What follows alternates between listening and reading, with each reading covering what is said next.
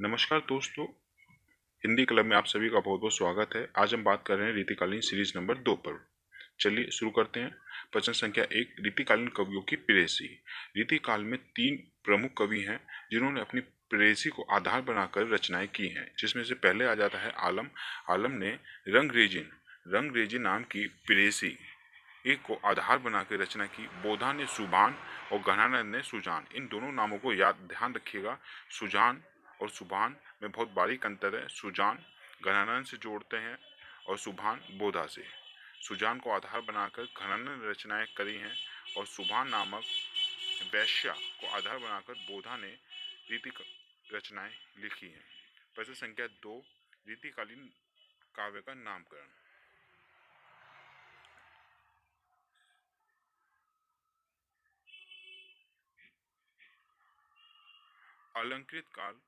अलंकृत काल मिश बंधुओं ने कहा है। रीति काल को अलंकृत नाम उन्होंने दिया है मिश बंधुओं ने। मिश बंधु में कौन कौन से रचनाकार आते हैं? मिश बंधु में 3 रचनाकार आते हैं, श्याम बिहारी मिश्र, सुखदेव बिहारी और गणेश बिहारी। याद रखिएगा, श्याम, सुखदेव और गणेश बिहारी मिश्र, इन तीनों ने मिलकर रीति काल को अलंकृत काल कहा है। आचार्य रामचंद्र शुक्ल रीति काल कहते हैं। विश्वनाथ प्रसाद मिश्र ने श्रृंगार काल कहा है। श्रृंगार विश्वनाथ प्रसाद मिश्र ने कहा है। कला काल रामाशंकर रसाल ने रीति काल का नामकरण किया है। अंधकार काल त्रिलोचन ने रीति काल को अंधकार काल कहा है। याद रखिएगा, बहुत महत्वपूर्ण प्रश्न है, अक्सर परीक्षाओं में पूछ लिया जाता है। प्रश्न संख्या 3 की तरफ देखते हैं। रीति शब्द की व्याख्या। अलग अलग विद्वानों ने रीति शब्द को अलग अलग दृष्टिकोण से देखा है। विशिष्ट पद रचना वामन, कवि प्रस्थान हेतु कुंतक, काव्य का मार्ग भोज कहते हैं। रीति को काव्य का मार्ग भोज कहते हैं। वाचक चारुत्व हेतु आनंदवर्धन ने कहा है। काव्य का स्वभाव, रीति को काव्य का स्वभाव चिंतामणि ने कहा है। काव्य का द्वार देव कवि ने कहा है। याद रखिएगा, बहुत महत्वपूर्ण प्रश्न है। ये रीति काल की व्याख्या है। अलग अलग विद्वानों ने रीति काल को अलग अलग नामों से संबोधित किया है। वामन विशिष्ट पद रचना, कवि प्रस्थान हेतु कुंतक कहते हैं। काव्य का मार्ग भोज, वाचक चारुत्व हेतु आनंदवर्धन, काव्य का स्वभाव चिंतामणि, काव्य का द्वार देव। याद रखिएगा, देव। प्रश्न संख्या 4 की तरफ चलते हैं। रीति काल के प्रवर्तक कवि। हमारे सामने 2 महत्वपूर्ण रचनाकार हैं, एक है नगेंद्र और दूसरा है भागीरथी मिश्र और नगेंद्र। ये दोनों मिलकर रीति काल का प्रवर्तक कवि केशव को मानते हैं। याद रखिएगा, केशव को कौन मानते हैं? नगेंद्र और भागीरथी मिश्र मानते हैं। आचार्य रामचंद्र शुक्ल ने चिंतामणि को रीति काल का प्रवर्तक कवि माना है। चिंतामणि को माना है आचार्य रामचंद्र शुक्ल ने। प्रश्न संख्या 5 की ओर देखते हैं।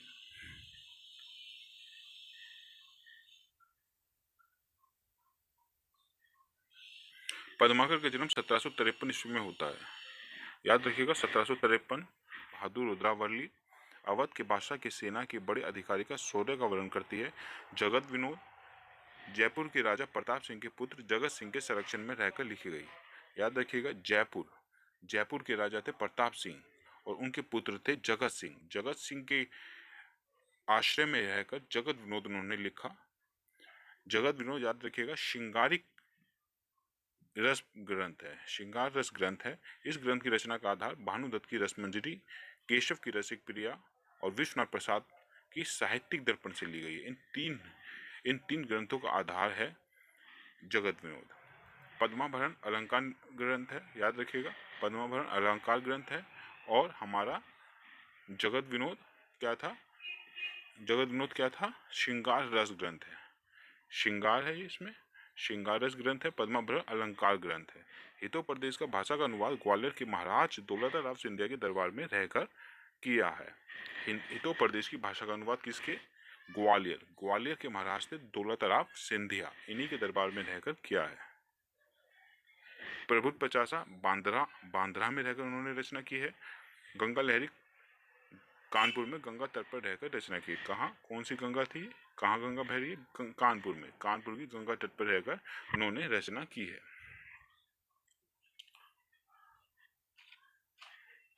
चलिए आगे चलते हैं। प्रश्न संख्या 6, घनानंद। घनानंद का समय 1689 घनानंद का समय आता है। इनकी मृत्यु कैसे हुई थी? नादिर शाह के आक्रमण, नादिर शाह ने आक्रमण किया था 1739 में, उसी आक्रमण में इनकी मृत्यु हुई थी। दिल्ली के बादशाह मोहम्मद शाह रंगीले के यहाँ मुंशी थे, याद रखिएगा, मोहम्मद शाह रंगीले के यहाँ मुंशी थे दिल्ली के बादशाह। सुजान नामक, हमने ऊपर जिक्र किया, सुजान नामक वैश्या से प्रेम करते थे, वैश्या से सुजान, सुजान नाम की है, याद रखिएगा सुजान, और एक था सुभान, सुभान का संबंध बोधा से था। ऐसी किंवदंती है कि सुजान नामक वैश्या के ठुकराए जाने पर वृंदावन में जाकर निम्बाक संप्रदाय के यहाँ वैष्णव हो गए थे। याद रखिएगा कौन सा संप्रदाय है? निम्बाक संप्रदाय है। बहुत से संप्रदाय हैं भक्ति काल में, इस संप्रदाय को याद रखिएगा। इनकी प्रमुख रचनाएं कौन सी हैं? सुजान सागर, विरह लीला, लोक सागर, रस कीलवल्ली और कृपा कांड, ये 4 उनकी बहुत महत्वपूर्ण रचनाएं हैं, इनको याद रखिएगा। 1689 इनका जन्म का समय आता है, 1689 याद रखिएगा। चलिए आगे चलते हैं प्रश्न संख्या 7 की तरफ। अब आते हैं देव। देव का जन्म कब हुआ है? देव का जन्म 1673 ईस्वी में हुआ है। यह इटावा के रहने वाले थे, याद रखिएगा, देवदत्त इनका नाम है। इनके ग्रंथों की संख्या जो हमें उपलब्ध होते हैं उनकी संख्या कितनी है? 15 ग्रंथ हैं ऐसे हैं जो उपलब्ध होते हैं देव की। इन्होंने कौन कौन सी रचनाएं लिखी हैं? इन्होंने भी विभिन्न राजाओं के आश्रय में रहकर रचना लिखी है। भाव विलास औरंगजेब के बड़े पुत्र आजम शाह के यहाँ रहकर उन्होंने ये रचना की थी। खुशल विलास फफूंद सियासत के राजा खुशल सिंह के नाम पर लिखा गया था। प्रेमचंद्रिका राजा उघोत सिंह के नाम पर। जाति विलास विभिन्न प्रांतों की जातियों की सिरों का वर्णन है। राग रत्नाकर संगीत विषयक लक्षण है। देव शतक अध्यात्म ग्रंथ है। देव माया प्रपंच नाटक है उनका। ये देव माया प्रपंच प्रभु चंद्रोदय नामक संस्कृत के नाटक का हिंदी अनुवाद था, याद रखिएगा। कौन कौन सी इनकी रचनाएं थी? भाव विलास। देव की प्रमुख रचना कौन सी है? भाव विलास, खुशल विलास, प्रेमचंद्रिका, जाति विलास, राग रत्नाकर, देव शतक और देव माया प्रपंच नाटक। देव माया प्रपंच नाटक बहुत महत्वपूर्ण है। यह प्रभु चंद्रोदय नामक संस्कृत के नाटक का अनुवाद है। चलिए प्रश्न संख्या 8 की तरफ चलते हैं।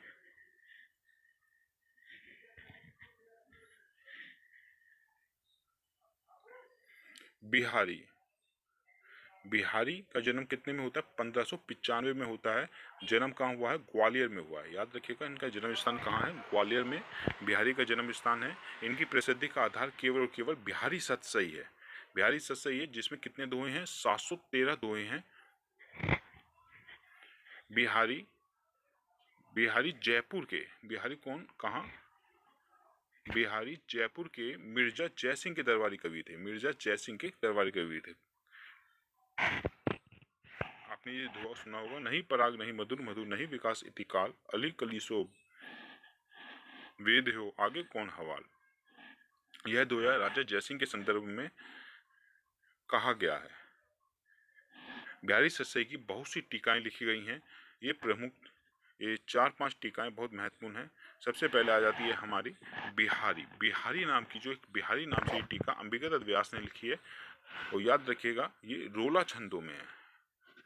श्रृंगार सप्तशती, श्रृंगार सप्तशती पंडित परमानंद ने लिखी है। यह बिहारी के दोहों का संस्कृत में अनुवाद है।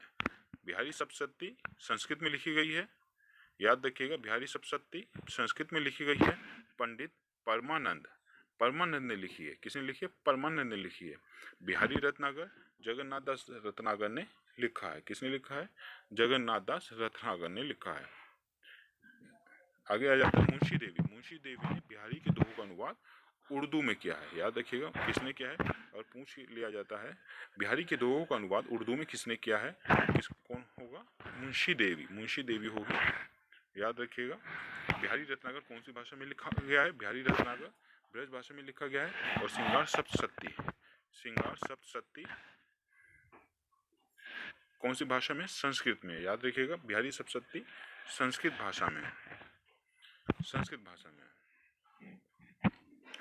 चलिए आगे चलते हैं।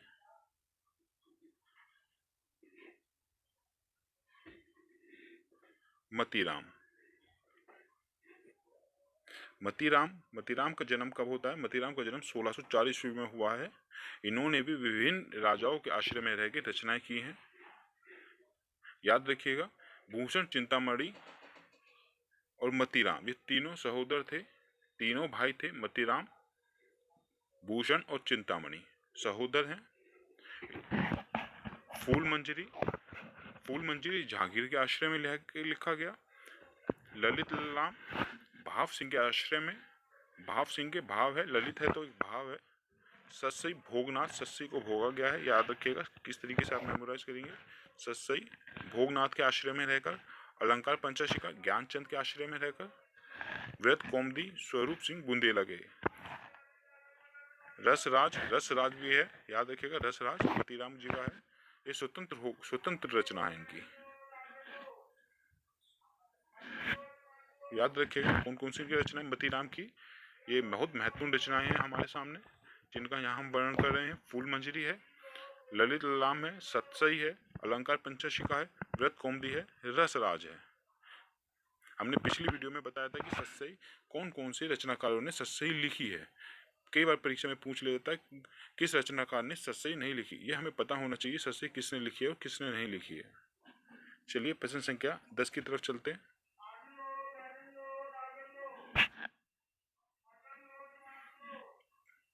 प्रश्न संख्या 10,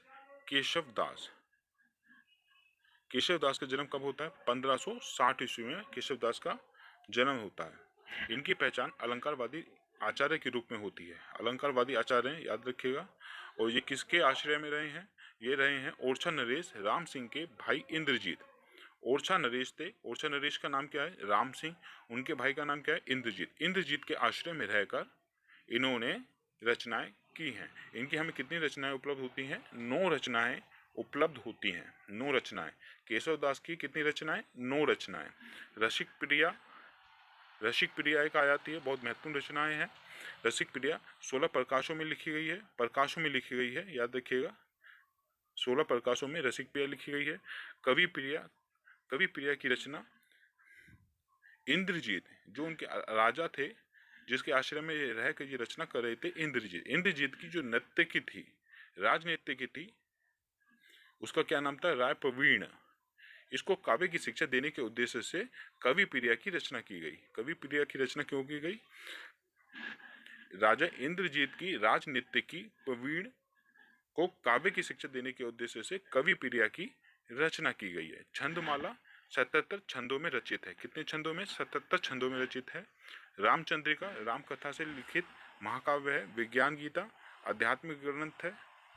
याद रखिएगा, विज्ञान गीता आध्यात्मिक ग्रंथ है। ये उनके बहुत महत्वपूर्ण प्रश्न है, अधिकांश सब पूछ लिया जाता है। पिछली डीएसएसपी परीक्षा में विज्ञान गीता पूछा गया था। विज्ञान गीता किसकी रचना है पूछा गया था। याद रखिएगा। कठिन काव्य का प्रेत पूछा गया था। कठिन काव्य का प्रेत किसको कहा जाता है? कठिन काव्य का प्रेत केशवदास को कहा जाता है। याद रखिएगा, केशवदास कठिन काव्य का प्रेत कहा जाता है 1560 में।